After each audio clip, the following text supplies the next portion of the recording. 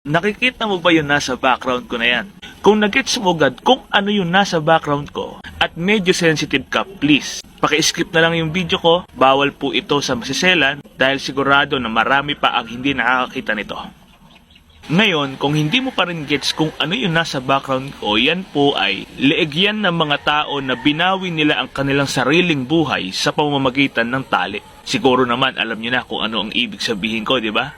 Ngayon, yung picture po na yan, medyo matagal ko nang kuha yan sa cellphone ko. Siguro way back 2018 o 2019 dahil bago-bago pa lang po akong gumagawa nun. At kaya naman ako gumawa ng video tungkol sa background picture na yan para makapagbigay po ako ng kaalaman sa inyo. Ngayon, paano nga ba ang dapat na maging proseso o paraan ng pagbabalsa mo sa mga ganyang dahilan ng pagkawala ng buhay? Dahil nga po sa leeg ang nagkakaroon ng damage sa ganyang senaryo, obligado na sa leeg natin kuhanan ng artery. Bakit?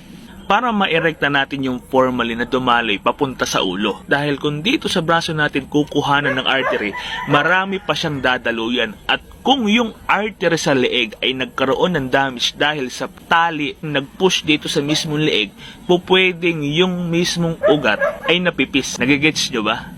Kaya kung dadalo yung formalin po, pwedeng hindi umakyat dito papunta sa ulo. Kaya obligado na sa leeg natin siya kuhanan ng ugat. At bigyan ko na rin po kayo ng tip para sa mga laging nanonood po sa akin at sa mga baguhan na tinatahak yung ganitong pagtatrabaho. Alam nyo ba na ang pinakamahalagang maipreserve sa katawan ng mga nagiging pasyente natin ay ang ulo? Bakit? Sapagkat maipe-preserve mo lang yung mismong ulo ng mga nagiging pasyente natin sa pamamagitan ng pagkuha ng ugat. Dahil hindi mo po maipe-preserve yung ulo sa pamamagitan ng tinatawag na pagrerekta. Kaya sa pagbabalsa mo, ang pinakamahalaga talagang maipreserve ng maayos ay ang ulo. Dahil yung katawan naman hanggang sa may paa, kaya naman po yan ng tinatawag nga natin pagrerekta. At sana nakapagbigay po ako ng kaalaman sa inyo. At huwag na wag po ninyong kakalimutan na ipamahagi yung video natin. At nakikita nyo naman sa screen kung ano yung ibig ko sabihin. Muli maraming salamat po sa inyong lahat. Ingat kayong palagi mga kamorge.